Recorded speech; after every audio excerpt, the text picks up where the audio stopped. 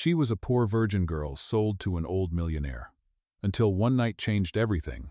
Hello everyone! Before we begin today's story, I have a small favor to ask. Please hit subscribe and turn on the notification bell so you never miss our channel's new videos. It is quick, free, and the best way to support us in bringing you more dramatic stories. Your support means the world to us. Where are you watching from? Drop your city or country in the comments below. Thank you very much. Now, let us return to our main character. The church bells tolled at precisely noon, echoing across the small town as if announcing not a wedding but a transaction. Inside the grand cathedral, adorned with white lilies and golden ribbons, a young woman in a heavy satin dress stood frozen at the altar. Her name was Lila Hart. She was only 21 years old, with eyes too innocent for the fate she had been forced into. Her trembling hands clutched a bouquet she had not chosen, and every step forward felt like walking deeper into a gilded cage. Across from her stood Alexander Grant, a man 30 years her senior. At 52, his hair had already turned silver, his jawline stern, his presence so commanding that no one dared to breathe too loudly in his vicinity. He was not a groom chosen by love, but a millionaire who had agreed to settle her family's crippling debts in exchange for a bride. The whispers in the pews made it clear this was not a union of hearts, but of money and power. Lila's father sat in the front row, his face pale yet strangely relieved. To him, this ceremony was salvation. To her, it was a sentence. She could almost hear the townspeople muttering, "The poor virgin girl, sold to an old man." The officiant's voice rang through the cathedral, asking the bride if she would take this man as her lawful husband. Lila's lips quivered. For a brief second, her eyes darted toward the towering wooden doors of the cathedral, as if she imagined running, fleeing from this fate. But she knew there was nowhere to go. Her family's survival depended on her silence. With a shaky breath, she whispered, "I do." Alexander did not flinch. His deep voice echoed with a chilling calm when he gave his vow. To him, this marriage was a contract, nothing more. His eyes carried no warmth, only calculation, as though he were signing a business deal instead of marrying a young woman half his age. When the rings were exchanged, his hand was steady, her hand was trembling. The crowd erupted into applause, though it was hollow, a sound that bounced off the cathedral walls without joy. Lila lowered her gaze, tears welling but refusing to fall. She had promised herself she would not cry, not here, not in front of the people who thought she was nothing more than merchandise. As they walked down the aisle together, Alexander's grip on her hand was firm, almost like shackles. Outside, luxury cars lined the street, reporters snapping photographs, eager to capture the scandalous match, the silver-haired millionaire and the poor virgin bride. Inside her chest, Lila's heart pounded with a single desperate question. Had she just signed away her soul? That night, in the mansion that would now become her prison, she stared at her reflection in the gilded mirror. The diamond ring on her finger sparkled under the chandelier's light, but to her it looked like a chain. Somewhere in the vast halls, Alexander's footsteps echoed, steady and unyielding. The walls seemed to close in, whispering of a future she could not escape. Little did she know, one night soon, everything she thought she knew about this marriage would be turned upside down. The mansion that became Lila's new home looked less like a residence and more like a fortress. Towering stone walls loomed over her as the gates closed behind the limousine that carried her away from the wedding. It was supposed to be her first night as a bride, yet everything around her felt like the bars of a prison cell. Marble floors stretched endlessly beneath her shoes, and chandeliers glistened coldly above her head. The grandeur was undeniable, but warmth was nowhere to be found. Alexander Grant walked several steps ahead of her, his stride steady, his face carved in stone. He did not turn to look at her, not even once. Servants lined the hall, bowing as he passed, but their eyes flickered with curiosity and disdain when they glanced at Lila. She lowered her gaze, clutching the small notebook hidden beneath the folds of her gown, the only piece of herself she had managed to bring into this new world. When the doors to his private study shut behind him, Lila found herself alone in the vast dining room. Minutes stretched into hours before he returned. Finally, his voice cut through the silence, deep and unyielding. "You will follow certain rules while you live under this roof," Alexander said, standing tall with his hands clasped behind his back. "You will not enter my study without permission. You will not speak to the press. You will not attempt to leave the estate unless I approve it." Lila's lips parted, but no words came out. He continued, each syllable deliberate. "This marriage is not built on affection. It is a transaction. You were brought here to serve a role, nothing more. Do not mistake my name or my wealth as belonging to you. Our arrangement is simple. You play your part, and in return, your family remains free of debt." The weight of his words pressed down on her chest. She wanted to cry out that she was not a doll to be placed on display, but her voice betrayed her. All she could manage was a faint nod, her eyes stinging but unyielding. Satisfied, Alexander leaned back in his chair. His silver hair caught the light of the chandelier, glinting like steel. He pulled a crystal glass of bourbon to his lips, the amber liquid swirling like fire. "If you abide by these terms, you will find your life here bearable. But if you step out of line, I will not hesitate to remind you why you are here." The unspoken threat lingered in the air. Lila's heart pounded, but she lifted her chin slightly, enough to show that although she had been bought, her dignity was not so easily crushed. He noticed. His eyes narrowed, as though puzzled by the quiet resilience of this girl he thought would break instantly. The silence between them stretched. Then he dismissed her with a single gesture, his attention already shifting back to the stack of documents on his desk. She turned to leave, her footsteps soft against the marble. That night, Lila sat by the window of her new room, staring out at the sprawling gardens lit by moonlight. The mansion was silent except for the distant tick of a grandfather clock. She opened her notebook, tracing the lines of the sketches she had drawn back in her old home dreams of a small cottage, wildflowers, freedom. The contrast between those pages and her reality was so stark that her hands trembled. Meanwhile, in his private study, Alexander set down his glass and stared at the old watch on his wrist, a keepsake from a life long gone. He thought of his late wife, of the betrayal and loneliness that had hardened him into the man he was now. He told himself this new girl was nothing more than an arrangement. Yet the image of her standing at the altar, trembling but refusing to cry, returned to him. Neither of them slept much that night. In different rooms of the same mansion, two hearts beat against the silence, one trapped, the other guarded. And though both denied it, a collision between them was already set in motion. The following days unfolded like a pattern Lila could not escape. Every morning, the staff served breakfast in the vast dining room where a long, polished table separated her from Alexander. He would sit at the head, scanning the financial section of the newspaper while sipping his black coffee. She would sit several chairs away, her plate untouched. The silence between them louder than any argument. It was not only Alexander's coldness that suffocated her. The whispers of the servants cut like knives.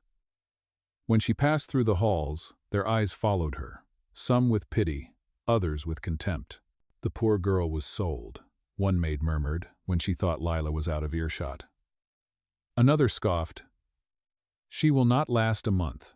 In the afternoons, Alexander often disappeared into his office, leaving her to wander the echoing halls alone.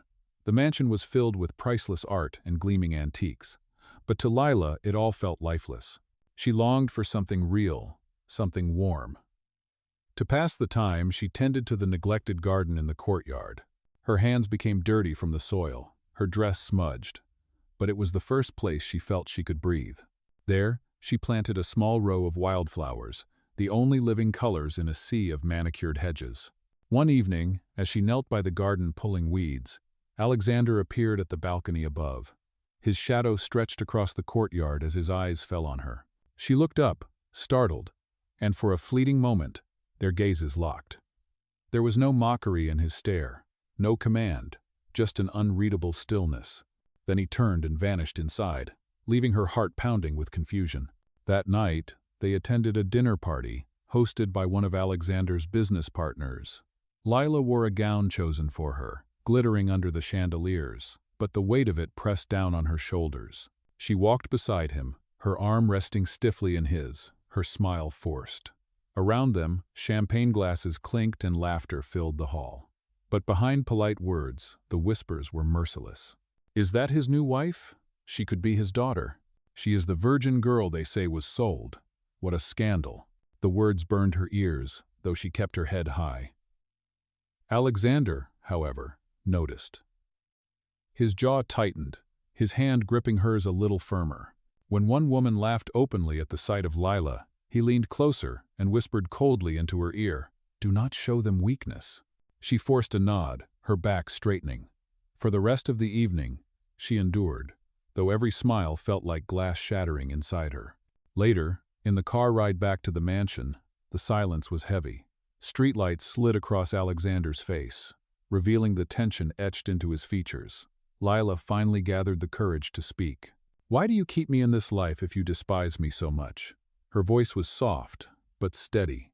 Alexander's eyes flickered to her, then back to the dark road ahead. "Because you are a contract," he said, his tone flat. "And contracts are binding."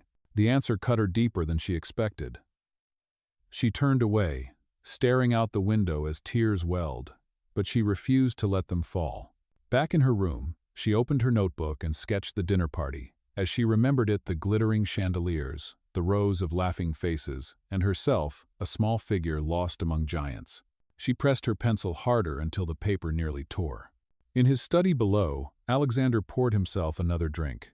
He told himself he did not care if she was unhappy. Yet the image of her trembling but defiant eyes haunted him. He had seen countless women in his life, but none had looked at him the way she did, half terrified, half unyielding.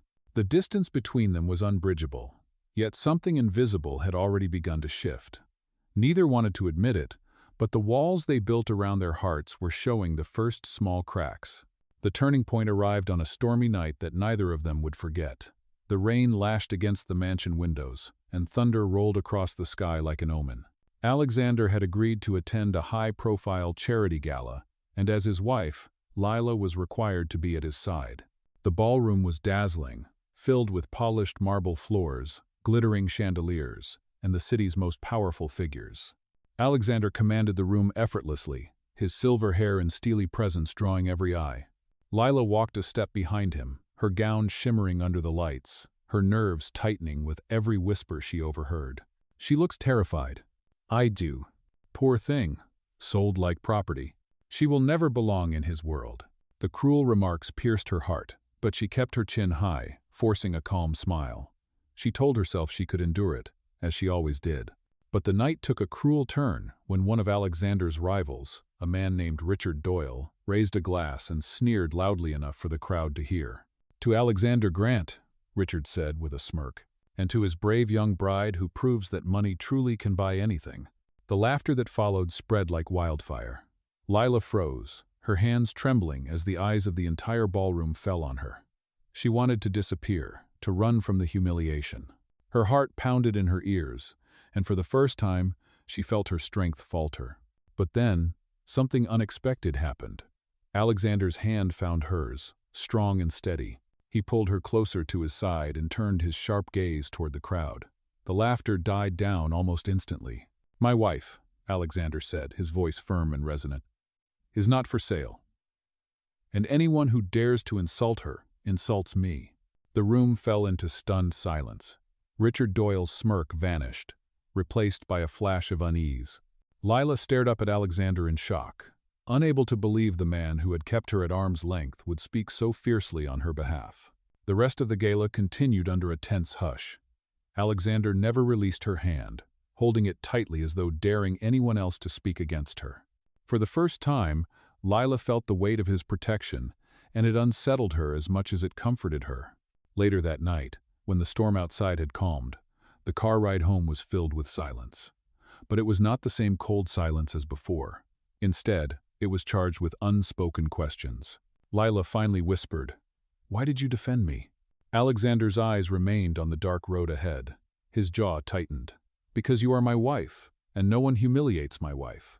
The words echoed in her chest long after they returned to the mansion.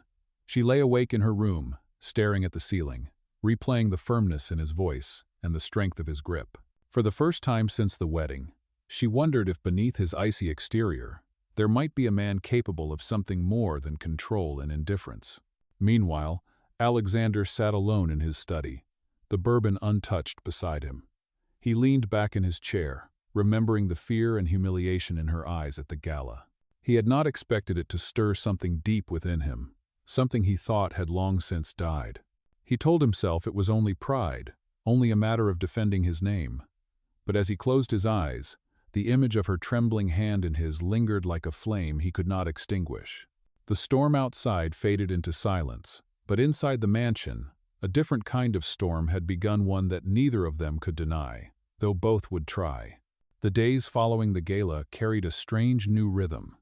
Something had shifted between Alexander and Lila, though neither of them would admit it aloud. The mansion, once filled only with cold silence, now carried small moments that felt almost human. At breakfast, Alexander's newspaper no longer served as a wall. He would occasionally glance over it, his sharp eyes catching the way Lila quietly stirred her tea or nibbled at her toast. She noticed, though she pretended not to.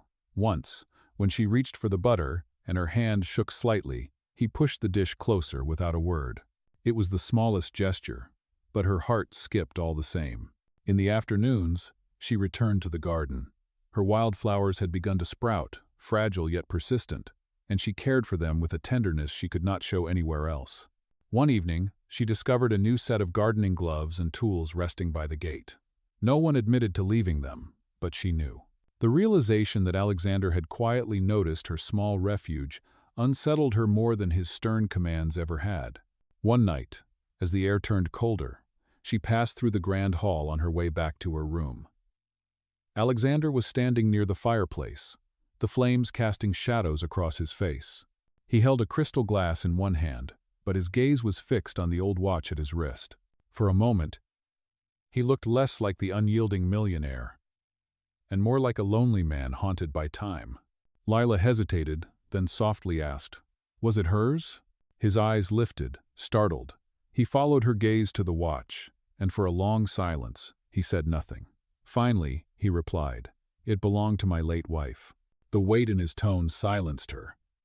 She wanted to ask more, but his expression warned her not to. Still, for the first time, she felt as though she had seen a crack in his armor, a glimpse of the man buried beneath the stone. The following evening, Alexander returned from a late meeting, rain soaking his shoulders. He entered the mansion shivering slightly, and before the servants could rush to him, Lila appeared with a towel. She reached up carefully, dabbing the water from his hair and shoulders. He froze, staring down at her. Their eyes met, and for a heartbeat, neither moved. "You should not trouble yourself," he muttered, but his voice was softer than usual. "It is no trouble," she replied, her hand lingering for just a moment too long before she pulled away. That night, in her room, Lila sat by her window with her notebook open, sketching the firelight she had seen reflected in his eyes. Her pencil traced lines that looked like walls cracking open. She did not understand why her heart felt lighter, or why her hands trembled as she drew. Downstairs, Alexander poured himself a drink he never finished. Instead, he found himself staring at the balcony that overlooked the garden. He could see the faint outline of her flowers swaying in the wind. Against his own logic, he felt a strange pride in her quiet defiance of the mansion's lifeless perfection. The distance between them remained vast, their lives still bound by contract and circumstance. Yet with every glance, every unspoken gesture, the fortress around their hearts began to erode. Neither of them knew what this would lead to, but both sensed that something irreversible had already begun.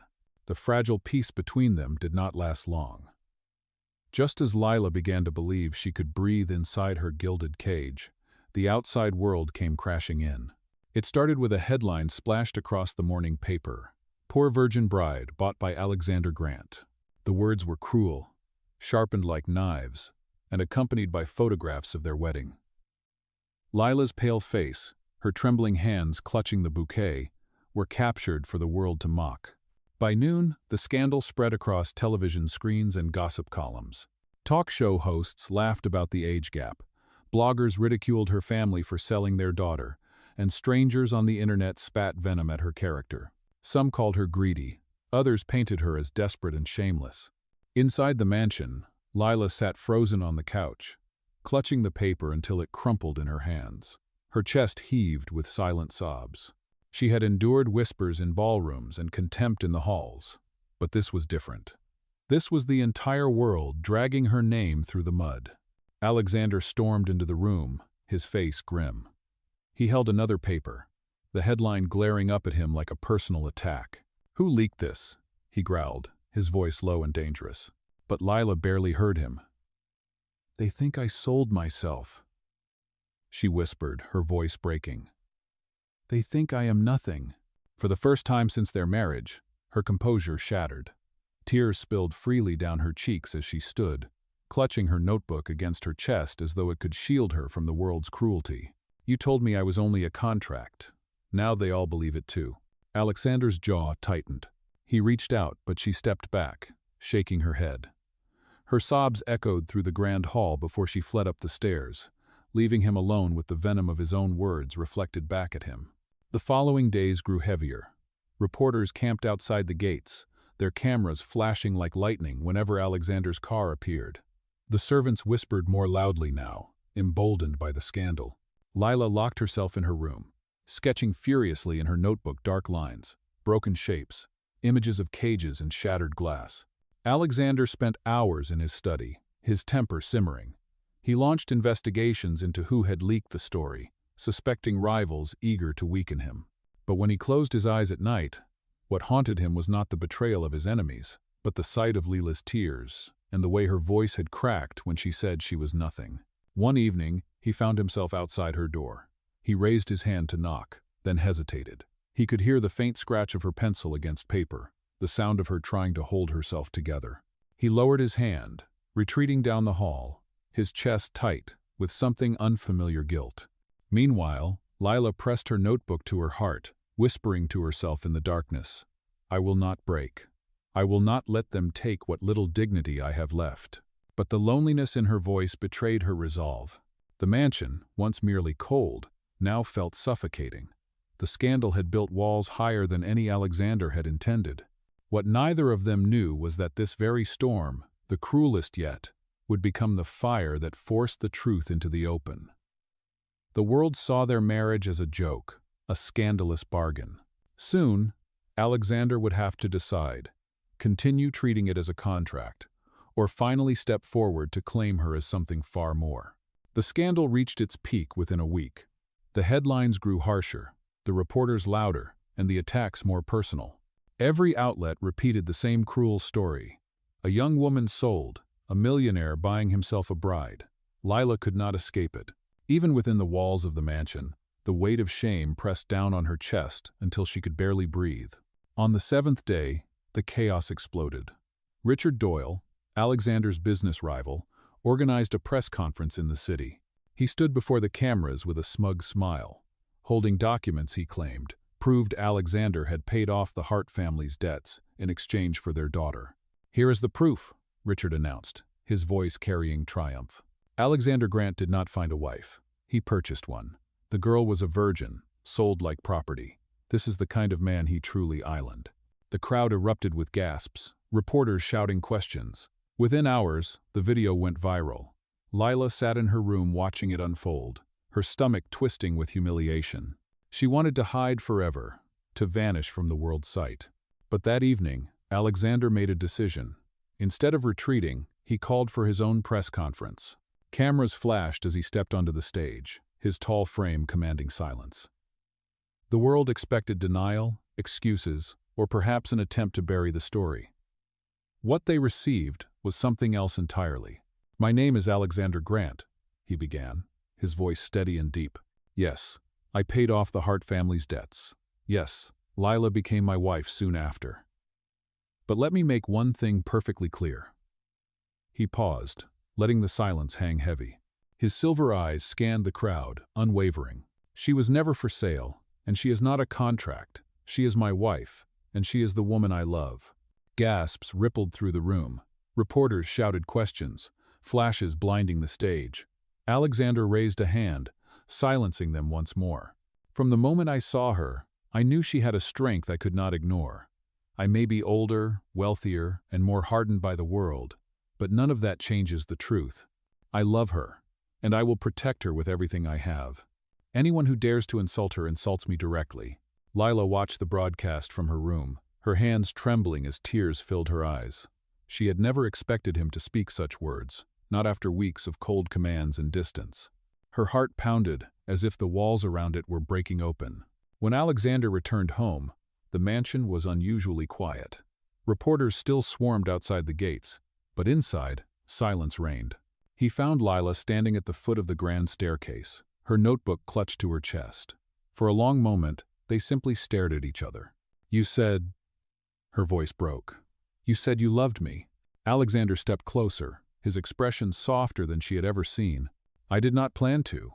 I told myself this was nothing but a transaction. But somewhere along the way, you changed everything. You reminded me what it feels like to live, not just exist." Oh. Her tears spilled freely now, but they were no longer only of sorrow. Slowly, hesitantly, she reached for his hand. For the first time, he did not hold her like property, but like a man holding on to the only thing he could not bear to lose. The cameras outside clamored for more headlines, but inside that mansion, the truth had finally been spoken. The marriage the world had mocked as a contract had just taken its first real breath, and with that, nothing would ever be the same again. The aftermath of Alexander's confession sent shockwaves through the city. The media had expected a scandal to bury him, but instead, his declaration of love turned the tide. Some outlets still mocked, others still doubted. But a large part of the public began to see the story differently. They saw not a cold contract, but a man willing to stake his reputation on the woman he had once treated as a transaction. Yet the battle was far from over. Richard Doyle, furious that his plan had backfired, released more supposed evidence. He claimed Alexander's press conference was a manipulation, and that Lila was nothing but a gold digger playing her role well. He even produced forged documents suggesting she had written letters demanding money in exchange for staying silent. The attacks were cruel, and for a moment, they seemed convincing. Social media lit up with renewed suspicion. Comment sections filled with venom once again. Lila sat at the breakfast table, her hands shaking as she scrolled through the slander on her phone. Her appetite vanished, her stomach twisting with dread. "They will never believe me," she whispered. Alexander looked at her across the table, his jaw set like stone. "Then we show them the truth." He called a private investigator, one of the best in the country, to dig into Richard's dealings. Within days, evidence surfaced: bank records, forged contracts, and bribes to journalists. The entire smear campaign was exposed for what it was: a calculated attempt to destroy Alexander's empire by using Lila as a weapon. At a second press conference, Alexander presented the evidence. Cameras captured the moment he placed the documents on the podium and announced, "This is the truth. Richard Doyle orchestrated the lies, and he will answer for them in court." Reporters erupted with questions, but what silenced them was his next gesture. He reached for Lila's hand and pulled her beside him. "She is not a gold digger. She is not a pawn. She is the most dignified person I have ever known. And I will stand with her, no matter what the world says." The crowd murmured, the narrative shifting before their very eyes. For the first time, reporters began to turn their cameras toward Richard Doyle, who was already slipping out of sight. The scandal he had fueled was now consuming him instead. Back at the mansion, Lila walked through the halls that once felt like prison walls, her heart lighter than it had been in months. She paused in the garden, staring at the wildflowers she had planted. They had bloomed fully now, bright and defiant against the perfectly trimmed hedges. Alexander joined her quietly, his presence no longer heavy but steady. "You planted these when you felt alone," he said, his voice low. "And yet they grew. Just like you." She turned toward him, her eyes glistening. "I thought I had lost myself in all of this. But you gave me back my voice." He shook his head gently. "No, Lila, you never lost it. I was the one too blind to hear it." In that moment, the fortress around them seemed to crumble. The servants who once whispered behind her back now lowered their eyes in respect. The city that mocked her began to soften, seeing her not as a girl sold, but as a woman who endured with quiet strength. Justice had been served. Richard Doyle faced trial, his empire collapsing under the weight of his lies. Lila's name was cleared, her dignity restored. And though the world had not fully embraced them, she and Alexander had found something far greater than public approval. They had found the truth of their bond. For the first time since the wedding bells tolled, Lila felt that the life she was living was not a sentence, but the beginning of something real. And as Alexander stood beside her, their hands entwined, she knew the world could no longer define who she was. The weeks that followed brought a calm neither of them had expected. The scandal had burned itself out. Richard Doyle was facing charges, and the public's attention shifted elsewhere. For the first time since the wedding, the mansion was not filled with whispers or flashing cameras. Instead, it was filled with something Lila had never imagined she would feel in this place: peace. One afternoon, as the sun poured into the garden, Lila walked among the blooming wildflowers she had planted months ago. Their colors stretched like a small miracle against the backdrop of marble walls. She bent down, brushing her fingers gently over the petals, when she heard footsteps behind her. Alexander stood there, no longer the cold, untouchable figure he had been. His silver hair glistened in the light, his expression softened. In his hands, he carried a folded document. "What is that?" she asked, rising to her feet. He stepped closer, holding it out. "The contract," he said simply. "The paper that bound us like strangers." Her breath caught as he tore it in half, the sound sharp in the quiet garden. The pieces fluttered to the ground, carried away by the breeze. "Lila." His voice was steady, but there was a tremor beneath it. "I do not want you bound to me by debt or by duty. I want you bound to me only if your heart chooses it. So today, I ask not as a contract, but as a man who loves you. Will you marry me, truly this time?" Tears welled in her eyes as he knelt, opening a small box. Inside was not a gaudy jewel, but a simple, elegant ring that shimmered with sincerity rather than wealth. Her hand flew to her mouth, her heart racing. "Yes," she whispered, then louder, stronger. "Yes." He slipped the ring onto her finger, his hand warm, his eyes unyielding in their devotion. For the first time, she felt no chains, no burden, only love. The mansion that had once felt like a prison now echoed with laughter. Servants smiled as they watched the couple walk hand in hand. The wildflowers swayed in the breeze as though celebrating their union. On the day of their second wedding, there were no flashing cameras, no cold stares, no business partners calculating gain. Only a quiet ceremony in the garden, beneath the sky, where Alexander and Lila spoke vows that needed no audience. "I marry you not for wealth, not for status," she said, her voice trembling with joy, "but because you are the man who saw me when the world tried to erase me." "And I marry you," Alexander replied, "because you gave me back the part of myself I thought was gone forever." Their kiss sealed not a contract, but a promise. And this time, it was real. The poor virgin girl who had once been sold had become a woman who chose love freely. The old millionaire who once hid behind walls of power had become a man unafraid to give his heart. Together, they rewrote the story the world had tried to define for them. And this was only the beginning.